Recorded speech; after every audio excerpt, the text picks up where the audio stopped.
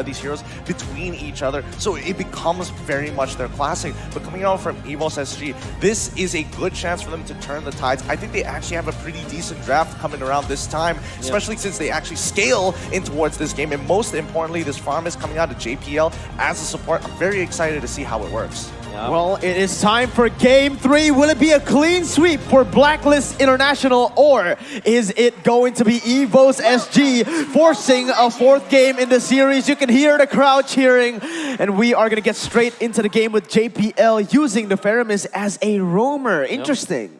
They want to really run at Blacklist International. It's just do or die now for EVOS SG, and they want to fight constantly with the Roger. It just really makes total sense. And of course, you have the damage coming out and the control coming out from the Luyi. Then eventually you get this Hylos to join in on the fray. I'm excited to see how this will work. But all the same, I'm scared for EVOS SG as Blacklist International all comfort for their picks. Yeah, actually, Rice getting the retribution onto the little Wanderer will be able to take it for himself. JPL already going at it, but Gear in that top side is what it... Wait, Oheb in the XP lane, actually. Right. So they did this before during MPL as well as MPLI. The idea is this Nathan naturally does not fare against the Clint, as Clint is a direct counter in the laning stage against the Nathan. So the solution is put it in the XP lane where we have the range advantage. And more importantly, so that they can actually, babysit him with the help of Oh My Venus once again coming in with just, the stim packs to make sure he's always topped off. Gear can barely walk up. Oh my god, he's gonna get chunked really low. JPL rotates to the top side, but what is a Faramis supposed to do here?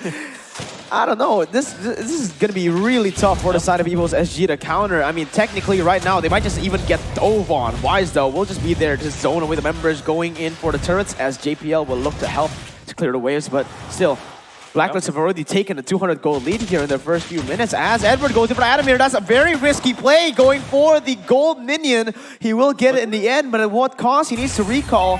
And Edward, he has a flicker. He has a flicker. He has a flicker. Oh, he goes for it. The flicker play. And my lord, Adamir way too greedy on that. Sorry, ladies and gentlemen, we are not going to be looking at that one. A massacre has happened down on that bottom side, and Turtle already being slayed by Blacklist International. The snowball continues. Oh, what a laning configuration coming out of Blacklist International. Not only that, even a good laning execution on their part, as Oheb is really just bodying Gear here at the top lane with the Hylos, and of course the help of this Estes. Now bottom lane, you saw how Edward, or maybe you didn't see because of the fact that we didn't look at it, but again, it's too crazy to look at.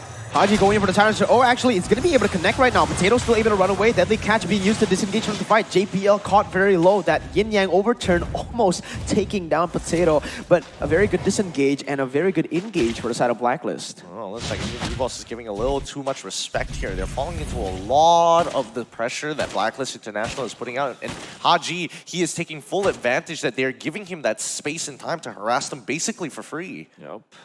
Speaking of space, it's not looking good for side of EVOS SG because Blacklist International are eventually going to be controlling that second turtle, eventually going to get a push because they always look to make a play under the outer turret energy shields. I wonder what lane will they choose. Maybe the top lane because the Nathan is already there and actually Bane is moving towards that route. Well, right now, again, Blacklist don't really need to do anything at this point. It's all on EVOS SG to make the plays happen on the map. Blacklist, they want to go for neutral objectives. They have been able to get it. And JPL now caught. Why is just going to go in instantly? But JPL trying to cut away. So much damage placed. He still has a deadly catch. He can actually go for the kill here. Let's see if it happens. It's actually going to be Sayla coming in to help him with the rotations. Wise caught very low. Ooh. Haji trying to snipe JPL down, will not be able to connect onto that one. I don't know whether... I can understand from Potato's perspective that a 1-for-1 may not necessarily be beneficial, especially since Turtle is coming up. And more importantly, so the rest of the team coming in from Blacklist International could probably win that 4v4. So keeping that in mind, that's why he didn't go for the initial Lycan Pounce to maybe trying to execute Wise while he was low. All right, let's go. It's going to be the diversion all the way to the backside. Deadly Catch able to disengage from this fight, but it's going to be the altar popped in. Sayla going in onto Edward is going to be taken very low, but again, the healing just so huge. Double kill picked up. They're going to go for more though. Venus is in the backside. Everyone's respawning, but at what cost right now? Wise is going to get taken down finally as the fights will continue. Potato goes in onto Edward, but not enough damage. Look at the sustainability of this composition. They try to fight, but in the end, it was a 4-for-1? Yeah, it was. Oh my goodness. Blacklist International played that so well. The way that they juggled and found the opening, they forced EVOS SG to form a mini bubble. And Blacklist International, because they're outside of that circle, Haji was able to find the good opening with the Yin Yang overturn. And then the damage was just way too much for EVOS SG to handle. Surely they got a kill after the cult altar, but that also meant that they had to die just to trade off against Blacklist International, which now translates into a 2,000 gold lead in favor of the Filipino team. Now we really understand why this Feramis hasn't been a prio pick here in this tournament. It's a very situational pickoff, and you can see why. Blacklist, with the disengage they have, they can just instantly just get out of that altar so easily. Yeah, I know. I think the most important thing so far is the fact is that whenever JPL is looking for these big engagements, overall Edward, he's having a really fun time as long as he keeps in mind that he can just buy that extra bit of space for the team with the knock-up strikes. And it's like, yes, you know, life after death, big deal, double jab, and I'm already out there. Oh my god, look at Oheb. He might be going for the kill right now. He's going to go under the turret. Let's see if it's time to connect. It's not actually. Oheb, what is this? Potato going in for the like and bounce. Will be able to get it down. It's going to be Venus in a 1v3 situation. Flickers away, and that's a misplay by Potato. But look at Wise in a 1v2. Oh my god! Wise with the triple kill. What was that? The instant replay coming in. Let's see what happened in that fight. Oh my god. Adamir with a great stun, and then of course Potato getting that kill. It's JPL just dealing the damage as well, but Wise. Look at the coverage, just with the Deadly Cash pinning down two members of EVOS SG and then just dealing the AoE damage courtesy of the passive. And guess what? He also gets two turrets. Yeah, and the Lycan Pounce just went onto the wave instead of Estes. I think that was the big misplay there, because had he got that killing spree off, it would have looked a little different. Maybe it would have been a triple kill. A double kill was ensued, but it would have made all the difference right there and then. Oh man, I think they've done it. 4,000 gold lead. From game number 1, game number 2, game number 3, every time they get a lead, it is over. Let's see if they can still force this right now. EVOS SG, they are gonna be desperate coming into this third turtle. Blacklist with full control. Look at the level difference, 2 levels ahead, Wise. Yeah, I want to say that Bane is a hero from the jungle role that is always on the 2 extremes, but look. All right, let's see Gear going in, and the damage actually is going to be EVOS SG turning the tables once more. What is going on? 3,000 gold lead now for the side of Blacklist. They are going to still try to go for it. JPL zoning away the members. Deadly catch and disengage from the fight. Sayla. Oh! The rotation will take him down. JPL going to go in. Edward Balboa is going to be here in a 1v4 situation. Still able to get under the turret. Potato goes in, not having the like and bounce, but Blacklist. Wow. They've lost the fight. EVOS are in it. They're in it to win it. Now they've been backed into the corner, and now they say hello. Blade of Despair being purchased by Wise, but the interaction, JPL pulls them in, and Sayla just collapses down with the huge yin yang reaction. That's so cool. That's so cool to watch. See EVOS SG, they position themselves using this glorious pathway, eventually just wrapping around Blacklist International, and for sure Blacklist International did not expect that. Sayla was on point, and by the way, I would like to commend his itemization, going for the runs as soon as possible so that they can stop this snowball coming out from Ova and Venus's heels. And that's what you wanted from the Feramis pick. It came through, man. All right, let's see. Let's see what happens here. The 4,000 gold lead that I mentioned, now only the... Oh, wait a minute. Diversion by EVOS SG. They might be looking for pick on the Haji right now. They're going to go in, collapsing onto Haji. Not anything... Oh my god. Beautiful flame shot to get him out of the way. Wise now going in for the engage. Deadly catch available. Not going to use it just yet. Gear will pop in the glorious pathway, but Adamir is going to get taken down. Oheb looking for more. Double kill for Oheb. The Filipino sniper going ham in the backside. Edward coming in, going for the knockout strike onto Gear. Is going to get taken down. A triple kill for Oheb.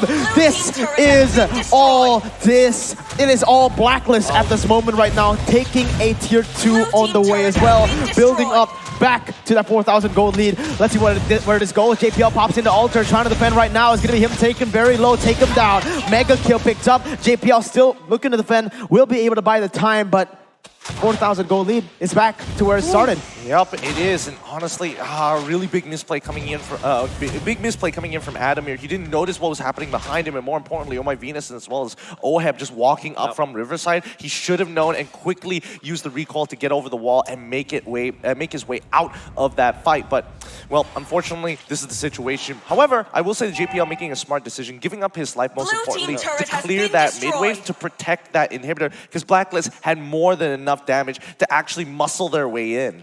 I'm gonna have to give it to Haji though. He was able to just dodge the entire play coming out from EVOS SG with this with the diversion play of EVOS SG. He just literally just jumped away from EVOS SG, and at that point, EVOS SG was way too overcommitted, and Blacklist International was able to just punish. And Wise as well as Oheb, if they combine together their bursts, EVOS SG's heroes will definitely melt. Now Blacklist International making a move on the Lord. Edward spots this out. Wait a minute, that's a four-man dive. Giving a diversion, connecting onto it. Bridging overturn. Haji goes in for the combo wombo, able to get the damage done. But JPL, he pops the altar. This is where EVOS SG needs to fight on. But look at Wise. Deadly catch, a double kill for Oheb, as it's only 2 members left standing for EVOS SG. The Tigers, they have nowhere to go. Edward Balboa will take him down. Oheb with another triple kill. Blacklist International controlling the game, getting the maniac for Oheb, the Filipino sniper with the guns. He does it again. He does it again. But Blacklist International, the moment they spotted out the diversion, they set up the trap Wise in the flanks to make it work, and 2 inhibitor turrets for their transgression. Oh man, snap. Blacklist International turns it around. That was definitely a bad decision from EVOS SG, going for the diversion play even when they already saw Edwards literally on top of the diversion, and the EVOS SG did not respect that. For sure, they're kind of planning to go for a big burst onto Edward, but Blacklist International, as Gideon have said, they have prepared their trap. That flank from Voice was so massive. It's a desperate play from EVOS SG. As you can see, the map control is not... There's nothing left for EVOS SG. As much as that was an okay play, considering the spot they were in. You know, they need those crazy fights to happen. If not, they're just gonna get suffocated. Yeah, and I think at this point, like for EVOS SG, if they want to survive, Sayla needs to get his 3rd item, and it needs to be a big one, because he bought 2 utility, 1 enchanted talisman to sustain as a 2nd item, and the necklace and grants just because of Oh My Venus. It slows down his power spike. All right, let's see. Another fight commences here. Gear goes in. It's going to be a lot of damage placed. Lord has been slain by the side of Wise. Now it's going to be the altar placed inside of it. Let's see what happens here. It's going to be a 1-for-1 right now. Everything popped in, and actually EVOS going and winning the fight. A 3-for-0. What the heck? Technically not a 3-for-0, but I'm going to say it because of the altar, all right? It's worth it. It's worth it. But Sayla, he's in trouble. He's trying to get on out of there, but Edward won't let him go. The style coming in. Edward, he doesn't want to end it, but he... Oh, Winner's Truncheon actually. Maybe able to outplay. Nope. Sayla still able to dodge away for now. Haji will pick him up. JPL, the only member left here to go against Blacklist International. 1 Enhanced Lord is going to be marching into the base, but I feel like EVOS SG can defend this. You see Wise just popped the Winter Truncheon, and Blacklist International already was able to buy so much time. Although EVOS SG gets 4, that required them to actually die in front of Blacklist International. Still a massive play coming up from EVOS SG, and that meant that they will not lose just yet.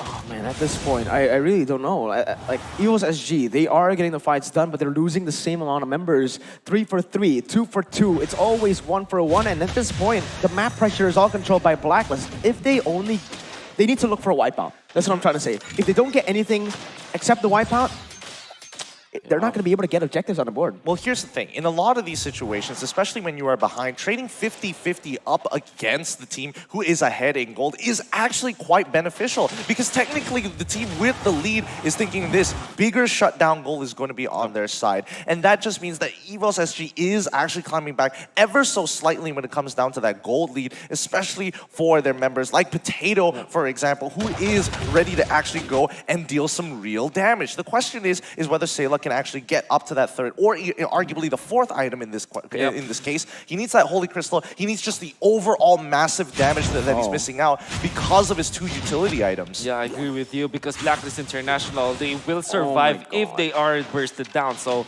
that's just really the nature of the Estes, right? If you don't take down a hero from 100 to 0 in a snap, his sustainability is just way too good. At this point, the Durance coming out from EVOS SG will not be enough against the sustain that Oh My Venus can give. However, it does buy a little bit, as much as 1.5 seconds when it comes down to topping somebody off the full HP.